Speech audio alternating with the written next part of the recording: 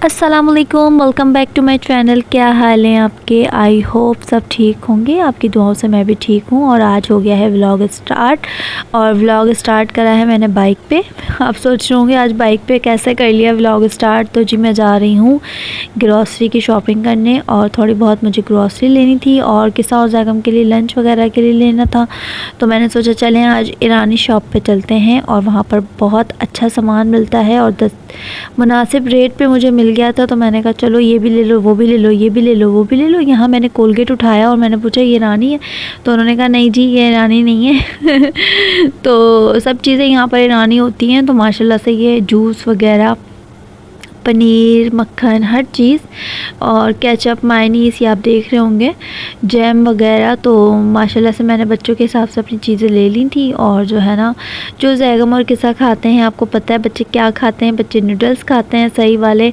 तो जो है ना, मतलब चॉकलेट्स वगैरह, लंच का ज़्यादा मसला होता है। चिप्स वगैरह बना के देती हूँ तो उसके साथ मायनीस, केचप वगैरह होना चाहिए, तो वो ले लिया था।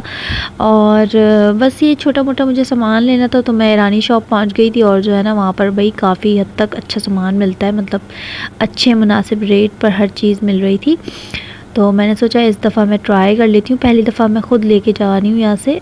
अच्छी होंगी चीज़ें तो मैं आपको उसका रिव्यू ज़रूर दूँगी। और जो है ना, यहाँ पर मैंने पनीर ले लिया था। अच्छा मैगी देख रही थी, मैगी जैगम खाता है तो उसके लंच वगैरह के लिए लेना पड़ता है, तो आपको पता है। तो और यहाँ पर साबुन वगैरह हर चीज़ यहाँ पर बहुत अच्छी मुनासिब रेट पर मिल रही है।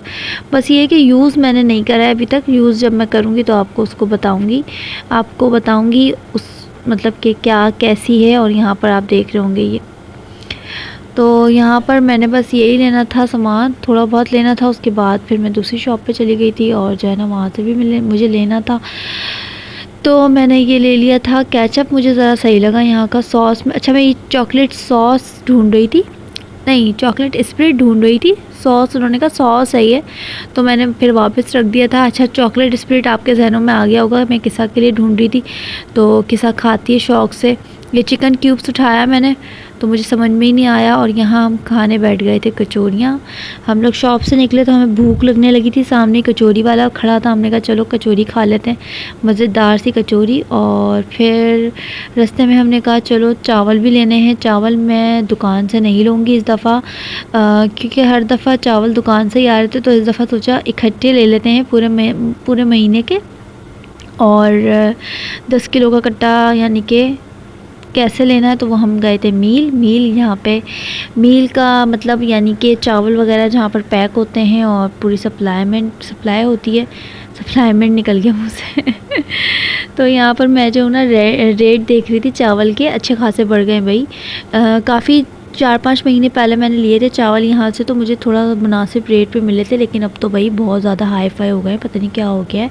और यहाँ पर लहसुन अदरक का पेस्ट, पाउडर, हर चीज़ मिलती है। लेकिन आपको पता है हम अम्माएँ तो बस ला के छीला और फिर उसको पीस लिया, वही चलता है जी महीना पूरा।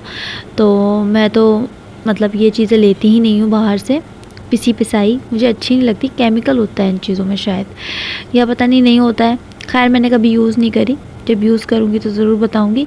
यहाँ पर मैंने ले लिया था कट्टा, और मुझे जाना था घर। और घर जाकर देखती हूँ कि लाइट आ रही है नहीं आ रही है। तो मुझे मशीन वगैरह भी लगानी थी, तो चलते हैं घर। जी, तो यहाँ पर मैंने किसा का यूनिफ़ॉर्म धोकर और इस्त्री कर दिया था। और वहाँ पर जो है कपड़े वगैरह फैले हुए हैं ज़ैगम के। और ज़ैगम देखिए मोबाइल में, ज़ैगम जल्दी उठ जाओ बेटा, टाइम हो रहा है इसको सोने के लिए। और बाहर मैं आपको दिखाती हूँ, बाहर मैंने जो है ना कपड़े वगैरह सब ड्राई करके और रख दिए हैं, फैला दिए हैं। और कम कपड़े थे तो इसलिए जल्दी से धुल गए। जल्दी तो नहीं धुले, खैर टाइम लगा है धोने में। और यहाँ पर जो है किसा सो रही है, वहाँ किसा सो रही है। और जो है मैं आपको दिखाती हूँ, ये देखें थोड़ी सी लाइट आ रही है, ये किस्सा सो रही है। और रात के जो है ना 11:15 हो रहे हैं। और अब मैं जा रही हूँ अपने रूम में और बैठूँगी। जी, तो यहाँ पर मैं बैठी हुई हूँ और आपसे बातें कर रही हूँ, सारे काम मेरे हो गए हैं।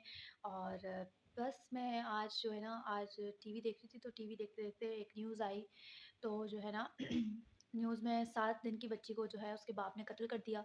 तो भई बहुत बड़ा मतलब ये सान्या है। और उस माँ से पूछें जिस माँ की बेटी को उसके सामने कत्ल कर दिया। और बहुत ज़्यादा दुःख हुआ मुझे ये सुनकर कि इस दुनिया में यानी कि 21वीं सदी में ऐसे भी लोग अभी भी हैं।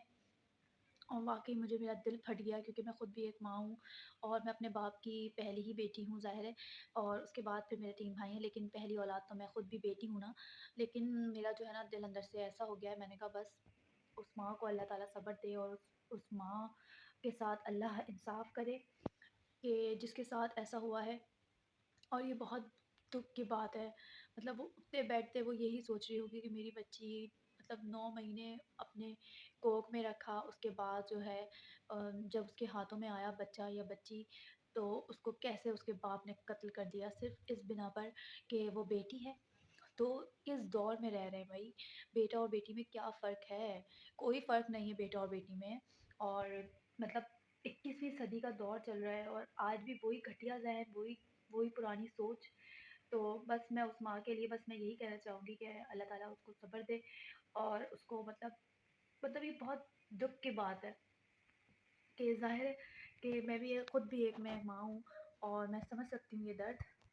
मैं समझ सकती हूँ ये दर्द कि उसके उस माँ पे क्या गुज़र रही होगी और उसकी पहली औलाद बेटी और उसको कत्ल कर दिया उसके शौहर ने। क्या उस शौहर का क्या दिमाग कैसे काम करा उसने। और बस मैं यही कहना चाहूँगी और मुझसे बस कहा नहीं जा रहा क्योंकि इतनी कोई सोशल मीडिया पे चल रही है ये न्यूज़, तो बस मेरा दिल फट गया सुन कर।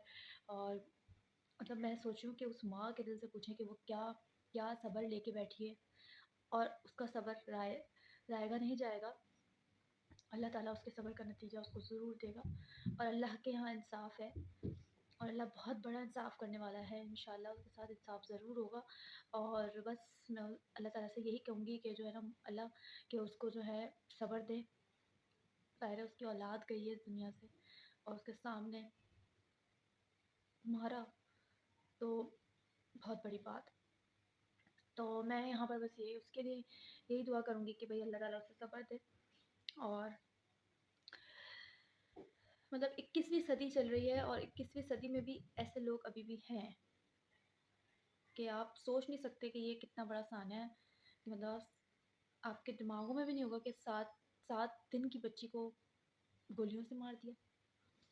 फूल, बच्ची भी नहीं है वो फूल होगी, क्योंकि बस अल्लाह ताला उसको सब्र दे, उस माँ को सब्र दे। और मैं यहाँ पर बैठी हुई थी, आज बड़ा दिल उदास था कि दिल भी नहीं चाह रहा था कि व्लॉगिंग करूँ या व्लॉग बनाऊँ, क्योंकि ये सुनकर, ये देखकर ऐसा दिमाग पलट गया कि उस माँ पे क्या गुज़र रही होगी जब हम सुन कर हमारे हमारे आँखों में पानी आ रहा है या हम रो रहे हैं, हमारा दिल उदास हो रहा है। तो उस माँ के आगे तो ये सान्या हुआ है, तो उस माँ के दिल पे क्या गुज़र रही होगी। और 21वीं सदी है और 21वीं सदी में भी आजकल के लोग इसी तरह के जाहिल और फ़िज़ूल चीज़ें कर रहे हैं। मतलब ये बहुत ज़्यादा बड़ी बात है। अल्लाह ताला उसको हिदायत दे जिसने ये हरकत करी है और उस माँ को सब्र दे। और मैं यहाँ पर अपना व्लॉग एंड करूँगी इसी बात पे कि बस अपने ज़हनों को बदलें। 21वीं सदी का दौर चल रहा है जी। ताला उस माँ को सब्र दे और उस बाप को सज़ा ज़रूर मिलनी चाहिए। तो बस मेरा यही आज का व्लॉग था और आज बहुत दिल उदास भी था। यही सोचे जा रही थी कि बस ऐसा क्यों हुआ? तो मुझे ज़रूर बताइएगा कमेंट्स में कि ये क्यों हुआ और ऐसा होना चाहिए था? लड़का और लड़की में क्या फ़र्क है? दोनों बराबर हैं, पता है आपको? जितना लड़की साथ देती है ना, उतना ही लड़का भी देता है। जितना लड़का देता है, उतनी ही लड़की देती है साथ, बल्कि उससे ज़्यादा ही दे लेती है।